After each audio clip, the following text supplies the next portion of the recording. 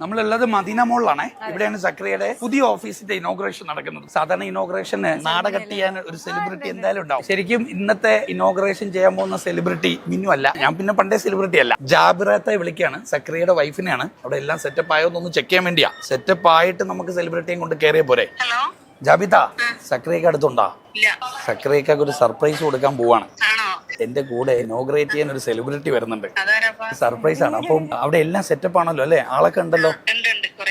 ഓല് വന്ന് ആളില്ലെങ്കിൽ മോശമാവും, അതുകൊണ്ടാണ്. എല്ലാം ഓക്കെ ആണല്ലോ അവിടെ. അപ്പൊ ഞങ്ങളിതാ വരിക കേട്ടോ. അപ്പൊ സെലിബ്രിറ്റി വിളിച്ചോ ഓല് വിളിച്ചോ. ഞങ്ങൾ ആക്ച്വലി സക്രിയക്ക് ഒരു സർപ്രൈസ് കൊടുക്കാന്ന് വിചാരിച്ചിട്ട് ഒരു സെലിബ്രിറ്റിയെ കൊണ്ടുവന്നിട്ടുണ്ട്. മൂപ്പരാണ് ഇനോഗ്രേറ്റ് ചെയ്യേണ്ടത്.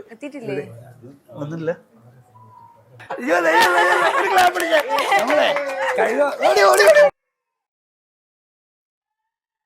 സക്രിയയുടെ സെലിബ്രിറ്റി ജാബിതയാണ് അല്ലേ?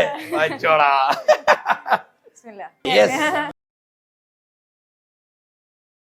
കഴിഞ്ഞ കുറെ ദിവസങ്ങളായിട്ട് ഇന്റർനെറ്റിൽ മുഴുവൻ ഭാര്യ ആത്മഹത്യ ചെയ്യുന്നു, ഭർത്താവിനെ കാരണം ഭാര്യ ബുദ്ധിമുട്ടിലാവുന്നു, പ്രയാസപ്പെടുന്നു. അപ്പോഴാണ് ഭർത്താവ് കാരണം ഒരു ഭാര്യയെ സെലിബ്രിറ്റിയായി ഭർത്താവിന്റെ ഓഫീസ് ഇനോഗ്രേറ്റ് ചെയ്യാൻ ഉമ്മമാരെ കൊണ്ടുവരുന്ന കണ്ടിട്ടുണ്ട്.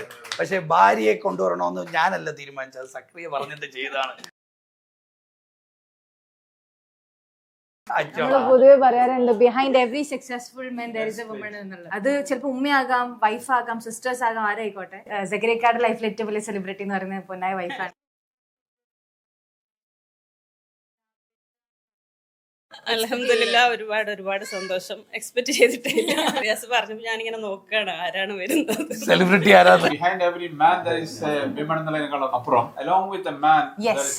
ഭാര്യയും ഭർത്താവും ദാമ്പത്യ ജീവിതവും വലിയ പ്രതിസന്ധികളിലൂടെ പോകുന്ന ഒരു കാലഘട്ടത്തിലാണ് ഇങ്ങനെ ചേർത്ത് പിടിച്ച് കച്ചവടത്തിലും കുടുംബത്തിലും പൊതുരംഗത്തും ഒക്കെ ഒരുമിച്ച് പോകാനായിട്ടുള്ള തീരുമാനങ്ങൾ എടുക്കുന്ന, അത്തരം തീരുമാനങ്ങൾ എടുക്കുന്ന കച്ചവടക്കാർ ഇനിയും ഉണ്ടാവണം. ബിസിനസ്സിൽ പാർട്ട്ണർഷിപ്പിന്റെ ഇമ്പോർട്ടൻസ് ഭയങ്കര വലുതാണ്. അതേപോലെ തന്നെയാണ് ലൈഫിലും പാർട്ട്ണർഷിപ്പിന്റെ ഇമ്പോർട്ടൻസ് വലുതാണ്. അപ്പോൾ ലൈഫിലെ പാർട്ട്ണറിനെ ബിസിനസിന്റെ പാർട്ട്ണറാക്കി മാറ്റിയാൽ ലൈഫ് ഭയങ്കര ബ്യൂട്ടിഫുൾ ആവും. എന്റെ ലൈഫിലൊക്കെ ബ്യൂട്ടി ഞാൻ എൻജോയ് ചെയ്യുന്നത് എന്റെ ലൈഫ് പാർട്ട്ണറാണ്, ബിസിനസ് പാർട്ട്ണറാണ്.